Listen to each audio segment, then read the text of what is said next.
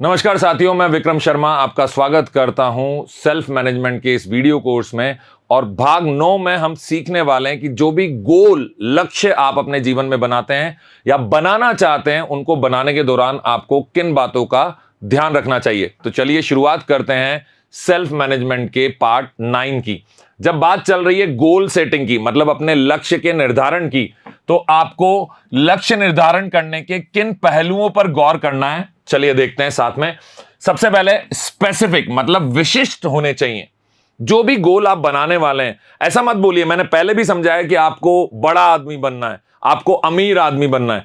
अगर आपको अमीर बनना है, तो धनवान बनना चाहते हैं, तो भी आपको खुद को बताना पड़ेगा कि मुझे अगले 2 साल में 5 करोड़ रुपए कमाने, अगले 2 साल में 100 करोड़ रुपए कमाने। जो भी आपका लक्ष्य है वो आपको निर्धारित करना है स्पष्ट तौर पे। और ऐसा मत बनाइए लक्ष्य जो कि पाया नहीं जा सकता, हासिल नहीं किया जा सकता। मतलब आप कुछ भी बोल दें कि नहीं मैं तो ऐसा करूंगा। आप सोचिए, उस पर विचार करिए कि क्या अगले 2 साल में 5 करोड़ या 100 करोड़ या 1000 करोड़ इसको कमाना सच में मुमकिन है कि नहीं है। क्या ये किया जा सकता है? अगर किया जा सकता है तो उसके क्या अलग अलग चरण होंगे, वो आपको पहले सोचने होंगे और तभी आप अपना गोल निर्धारित करेंगे। स्पष्ट और सटीक लक्ष्य निर्धारित करें, जो स्पष्ट हो और असंदिग्ध हो, जिसपे कोई डाउट ना हो। किया जा सकता है कि नहीं किया जा सकता, यह प्रश्न ही नहीं होना चाहिए। किया जा सकता है 100%। ऐसा गोल, ऐसा लक्ष्य आपको निर्धारित करना है समय सीमा के अंदर अंदर। जब बात चल रही है गोल सेटिंग की, तो यह मेजरेबल होना चाहिए, मतलब मापनीय होना चाहिए। जब आप 2 साल में कुछ हासिल करना चाहते हैं और आपने मान लीजिए 5 करोड़ रुपए 2 साल में आप धनवान बनना चाहते हैं, ये आपका गोल है, तो ये गोल धनवान बनना नहीं है। गोल क्या होना चाहिए, लक्ष्य क्या होना चाहिए? स्पष्ट, 5 करोड़ रुपया कमाना है अगले 2 साल में। अब आपने 1 साल पूरा होने तक 2 लाख रुपए ही कमाए, तो क्या आपको लगता है अगले 1 साल में आप 5 करोड़ रुपया कमा पाएंगे? तो मेजरेबल होना चाहिए। समय समय पे आपको पता चलना चाहिए कि आपने पहले 6 महीने में 50 लाख रुपए कमा लिए, अगले 6 महीने में आपने 2 करोड़ रुपए कमा लिया, आप जो भी बिजनेस कर रहे हैं उसके माध्यम से। इसी तरीके से अगर पढ़ाई से संबंधित कोई गोल बना रहे हैं कि अगले 2 साल में मुझे आईएएस की तैयारी करनी है, और आपने 1 साल तक तो कुछ पढ़ाई नहीं, आपका एक सब्जेक्ट भी पूरा नहीं हुआ, तो क्या आप अपने अगले 1 साल में सारे सब्जेक्ट्स पूरे कर लेंगे? असंभव सा लगता है। तो कोशिश करिए कि जो भी आप काम कर रहे हैं, जो भी लक्ष्य के लिए आप प्रयास कर रहे हैं, वो लक्ष्य आपका मेजरेबल हो, मापनीय हो। आप हर 1 महीने में, हर 15 दिन में, हर 2 महीने में देख सकें कि आप अपने लक्ष्य की तरफ कितना बढ़ गए।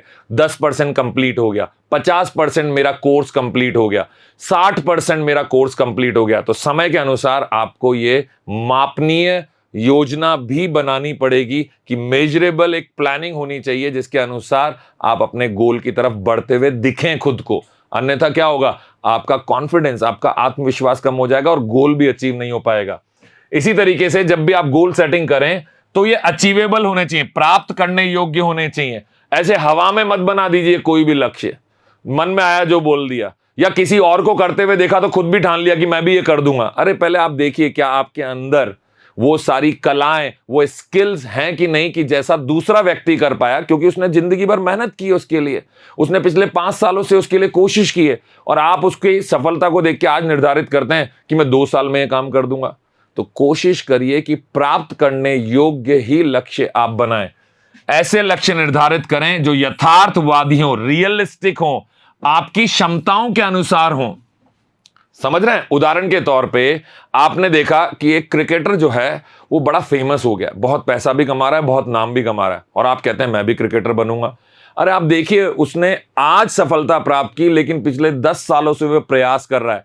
तो अगर आप ऐसा गोल बनाते हैं, ऐसा लक्ष्य भी निर्धारित करते हैं, तो आपको तय करना पड़ेगा कि मैं अगले 10 साल तक मेहनत करने के लिए तैयार हूं, और फिर कहीं जाके शायद मुझे भी इतनी ही सफलता या इससे ज्यादा सफलता भी मिल जाए।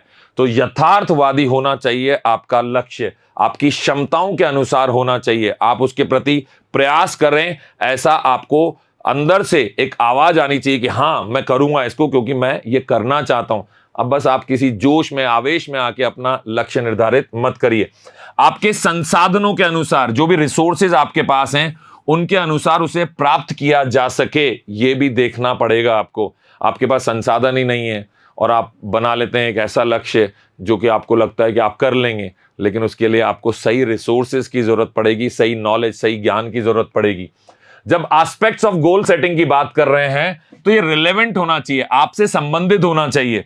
सुनिश्चित करें कि आपके लक्ष्य आपके मूल्यों से, आपकी जो प्रायोरिटीज हैं, प्राथमिकताएं हैं, और आपकी दीर्घकालिक उद्देश्य जो हैं, जो लॉन्ग टर्म में आप अचीव करना चाहते हैं, जो भी आपके ऑब्जेक्टिव्स हैं, उनको पूरा करता हो, तभी हम बोलेंगे कि ये आपने सही लक्ष्य का चुनाव किया है। समझ गए आप मेरी बात को? जब बात चल रही है एस्पेक्ट्स ऑफ गोल सेटिंग, लक्ष्य निर्धारण के अलग अलग पहलुओं के बारे में हम बात कर रहे हैं, तो हर लक्ष्य टाइम बाउंडेड होना चाहिए। बड़ा आदमी तो बनना है, अमीर तो बनना है, धनवान बनना चाहते हैं, लेकिन कितने समय में? 10 साल में, 20 साल में, 50 साल में? आपको पता होना चाहिए कि आप कितने समय में क्या अचीव करना चाहते हैं। टाइम बाउंडेड होना चाहिए। आपकी जवाबदेही का एहसास बनाए रखने के लिए आपको एक समय सीमा या अंतिम तिथि तय करनी ही पड़ेगी। आपको देखना पड़ेगा कि कब तक मैं कार्य पूरा कर दूंगा, अन्यथा आपकी जवाबदेही खत्म हो जाएगी। अगर आप समय सीमा निर्धारित नहीं करेंगे तो फिर तो कर लेंगे, काम हो जाएगा, आज नहीं हुआ कल हो जाएगा, कल नहीं हुआ परसों हो जाएगा। ये वाली जैसी ही फीलिंग आपके अंदर आएगी, वो कार्य कभी भी पूरा नहीं होगा। तो टाइम बाउंडेड रखिए अपने आप को जब भी आप कोई लक्ष्य निर्धारित करते हैं। अपने गोल को लिखें, अपने लक्ष्य को लिखें। जब आप लिखते हैं तो बार बार उसको देखते हैं, पढ़ते हैं, स्व प्रेरणा लेते हैं, सबकॉन्शियस माइंड, अवचेतन मन को बार बार मैसेज लगाते हैं कि मुझे मेरा लक्ष्य प्राप्त करना है। अपने लक्ष्यों को लिखित रूप में दर्ज करें ताकि वे अधिक प्रासंगिक और स्पष्ट हो जाएं, रिलेवेंट लगें, टेंजिबल लगें, अचीवेबल लगें, मतलब प्राप्त करने योग्य लगें, और उसमें आपको दिखने लगेगा। जब आप लिखेंगे तो सोचने के दौरान तो बहुत कुछ सोच लिया, लिखने के दौरान स्पष्टता आएगी कि ये जो मैं लिख रहा हूं ये कर भी सकता हूं कि नहीं कर सकता, इसको करने के लिए मुझे कितनी मेहनत करनी पड़ेगी, मुझे क्या क्या कार्य करने पड़ेंगे, क्या क्या सीखना पड़ेगा, वो सब कुछ आपको समझ में आने लगेगा जब आप अपने गोल को सही तरीके से लिखेंगे। प्रायोरिटाइज योर गोल्स, अपने लक्ष्यों को, क्योंकि जब हम कोई एक लक्ष्य प्राप्त करना चाहते हैं और उसको छोटे छोटे हिस्सों में बांटते हैं तो हमारे छोटे छोटे बहुत सारे लक्ष्य हो जाते हैं उस बड़े लक्ष्य को पाने के लिए। तो अपने लक्ष्यों को प्राथमिकता दें। अपने जीवन में आप बहुत सारे कार्य कर रहे हैं, पर उनके महत्व और प्रभाव के आधार पर अपने सभी लक्ष्यों को पहचानें और उनको प्राथमिकता दें। कोशिश करें कि आप हर लक्ष्य को अच्छे से पहचान पाएं कि उसको मुझे पहले करना है, ये मेरी प्राथमिकता पर है, ये समय सीमा के अंदर हो जाना चाहिए। जब बात चल रही है आपकी गोल सेटिंग की, तो मैं आपको कुछ ट्रिक्स, कुछ टिप्स आपको बताना चाहता हूं।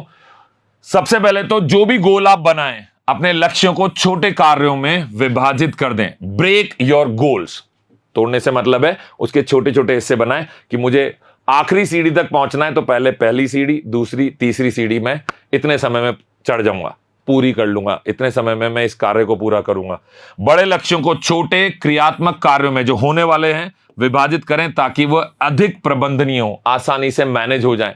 एक साथ बड़े के बारे में सोचेंगे तो बीच में हिम्मत भी हार जाएंगे, कुछ गलतियां भी करेंगे, लेकिन इस बड़े को छोटे छोटे हिस्सों में बांट लेंगे तो एक छोटे कार्य के दौरान आपसे गलतियां भी कम होंगी, उसको आप मैनेज भी प्रॉपर तरीके से कर पाएंगे। रिव्यू एंड एडजस्ट रेगुलरली, समय समय पे नियमित रूप से समीक्षा भी करें और समायोजन भी करें। कुछ बदलाव अगर करने हैं, कुछ उसमें एडिशन करना है, कुछ जोड़ना है, कुछ चीजों को हटाना है, कुछ कार्य हटाने पड़ेंगे, कुछ नए जोड़ने पड़ेंगे, ऐसा होगा जब आप आगे बढ़ेंगे तो इसीलिए अपने लक्ष्यों की और अपनी प्रगति की नियमित समीक्षा करें और आवश्यकता के अनुसार उसमें जो भी बदलाव करने हैं, जो भी एडजस्टमेंट करने हैं, वो भी करते रहिए, तभी जाकर आप अपने गोल तक पहुंच पाएंगे। तो मुझे उम्मीद है कि अभी तक मैं आपको यह समझा पाया हूंगा कि आपको जब भी अपना गोल निर्धारित करना है तो किन बातों का ध्यान रखना है। तो जल्दी से अपना गोल निर्धारित करिए और जल्दी आपसे मुलाकात होगी अगले भाग में। धन्यवाद।